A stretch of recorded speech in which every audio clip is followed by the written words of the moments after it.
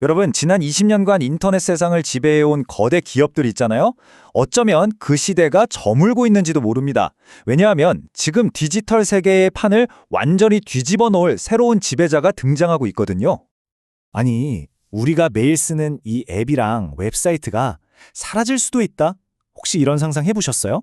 좀처럼 믿기지 않으시겠지만 오늘 우리가 이야기할 주제가 바로 이 거대한 변화의 시작점입니다. 이 화면 한번 보세요. 2000년만 해도 세계 최고 기업은 GE나 엑선모빌이었어요. 그런데 불과 25년이 지난 지금 그 자리에 누가 있죠? 바로 엔비디아, 마이크로소프트입니다. 이걸 보면 딱 알 수 있죠. 아, 기술 세계에서 영원한 권력은 없구나. 이런 거대한 판의 변화는 그냥 가끔 일어나는 일이 아니라 계속해서 반복되는 역사라는 겁니다. 자, 그리고 바로 지금 인터넷의 현재 왕자를 차지한 기업들에게 도전장을 내밀 새로운 힘이 떠오르고 있습니다. 그 이름은 바로 AI 에이전트입니다. AI 에이전트. 이게 대체 뭐냐고요? 아주 쉽게 말해서 여러분의 디지털 라이프를 전담하는 개인 비서실장이라고 생각하시면 돼요. 그냥 물어보면 대답만 해주는 게 아니라 여러분을 대신해서 직접 행동에 나서는 존재라는 거죠. 자, 그럼 우리가 아는 챗봇이랑은 뭐가 다를까요? 이 표를 보시면 그 차이가 확 들어오는데요. 기존의 챗봇은 우리가 뭘 물어봐야 답을 해주는 좀 수동적인 정보 도구에 가까웠죠. 하지만 AI 에이전트는 달라요. 우리가 이거 해줘 하고 목표를 던져주면 알아서 계획하고 실행하는 능동적인 행동 도구인 셈입니다. 이게 핵심적인 차이예요.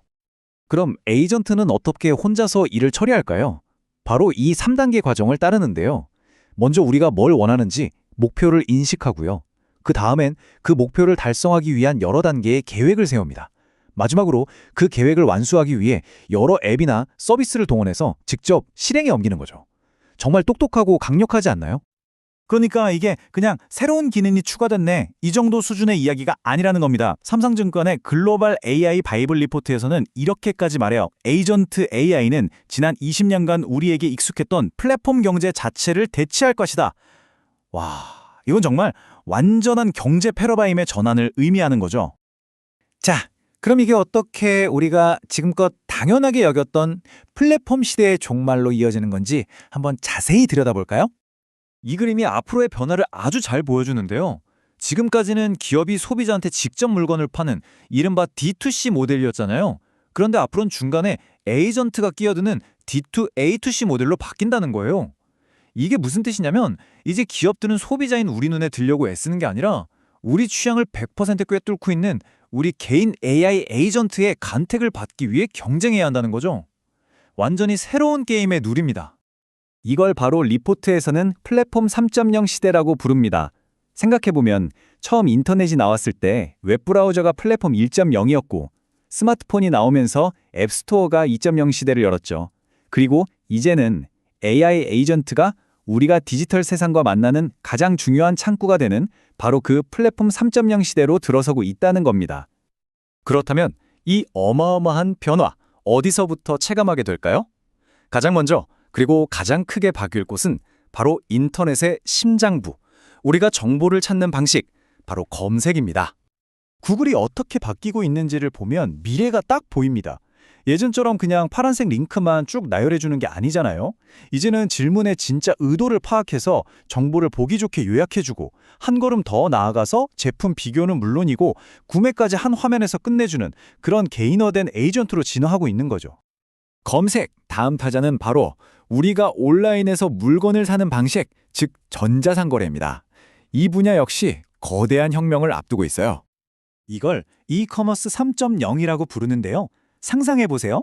나보다 나를 더 잘 아는 내 AI 에이전트가 굳이 내가 아마존이나 쿠팡에 들어가지 않아도 전 세계 인터넷을 다 뒤져서 내 스타일에 딱 맞는 옷, 내게 꼭 필요한 물건을 찾아서 제안해주는 거예요. 이게 바로 궁극의 초개인화 쇼핑 경험이죠. 자, 이렇게 판이 완전히 바뀌고 있으니 당연히 이걸 차지하기 위한 전쟁이 벌어지겠죠? 이건 아마 스마트폰 시장이 열린 이후 테크 업계에서 벌어지는 가장 거대한 전쟁이 될 겁니다. 그럼 이 전쟁터에는 누가 나와 있을까요? 보시면 구글, 메타, 마이크로소프트, 오픈AI 같은 빅테크는 물론이고요. 수많은 스타트업들까지 뛰어들고 있습니다. 왜냐하면 이 경쟁의 승자는 단순히 좋은 앱 하나 만드는 걸 넘어서 인터넷 세계의 새로운 관문, 즉 차세대 플랫폼 자체를 손에 쥐게 되기 때문이에요. 그러니 다들 사활을 걸 수밖에 없는 거죠. 이 중에서 구글의 가장 강력한 무기는 뭘까요? 바로 우리가 매일 쓰는 안드로이드, 크롬, 검색, 지메일 같은 이 거대한 생태계 그 자체입니다. 구글은 이 어마어마한 데이터를 기반으로 만든 제미나이 에이전트를 우리 일상 곳곳에 아주 자연스럽게 녹여내려는 전략을 쓰고 있는 거죠. 반면에 메타는 좀 다른 그림을 그리고 있어요. 스마트폰 화면을 넘어서 아예 AR 안경을 통해 AI 에이전트를 우리 얼굴 바로 앞에 가져다 놓겠다는 전략입니다. 미래의 인터페이스는 손안의 스크린이 아니라 우리가 눈으로 보고 직접 대화하는 AI가 될 거라고 믿는 거죠.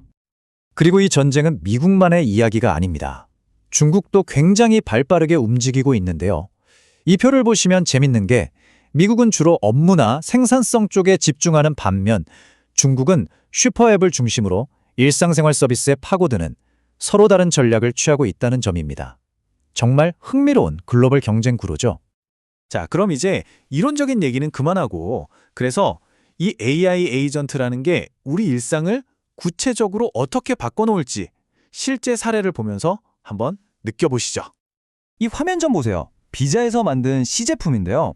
예전 같으면 LA 가는 비행기 예약해줘처럼 딱 한 가지 일만 시켰잖아요. 이제는 그냥 우리 결혼기념일 여행 좀 계획해줘 이렇게 툭 던지기만 하면 되는 거예요. 그럼 에이전트가 알아서 비행기, 호텔, 근사한 레스토랑까지 싹 다 예약해주는 거죠. 지금 우리가 쓰는 앱 여러 개로 왔다 갔다 하면서 해야 할 일을 한 방에 끝내주는 겁니다. 정말 대단하죠. 이런 변화는 금융 쪽에서도 마찬가지입니다. 우리나 카카오페이의 사례를 보면 그냥 대화하듯이 엄마한테 10만 원 보내줘 하거나 어제 결제한 거 취소해줘 라고 말만 하면 에이전트가 알아서 다 처리해 줄 겁니다. 훨씬 간단해지겠죠? 자, 그럼 오늘 이야기의 핵심을 한번 정리해 볼까요? 앞으로 인터넷은 훨씬 더 개인화되고 심지어 우리가 뭘 원할지 예측까지 하게 될 겁니다. 그리고 우린 더 이상 수십 개의 앱 사이를 헤맬 필요가 없어지겠죠. 그냥 웹사이트를 돌아다니는 대신 AI에게 목표를 말하게 될 거고요. 기업들 입장에서는 이제 소비자뿐만 아니라 그 소비자의 AI 에이전트의 마음까지 사로잡아야 하는 시대가 오는 겁니다. 분명 엄청나게 편리한 세상이 올 겁니다. 모든 게 편해지겠죠. 하지만 이 모든 변화의 끝에서 우리는 이런 질문을 한번 던져봐야 할 것 같습니다. 만약 내 모든 디지털 생활을 AI 에이전트가 대신해 준다면 그때도 과연 진짜 주인은 나라고 말할 수 있을까요?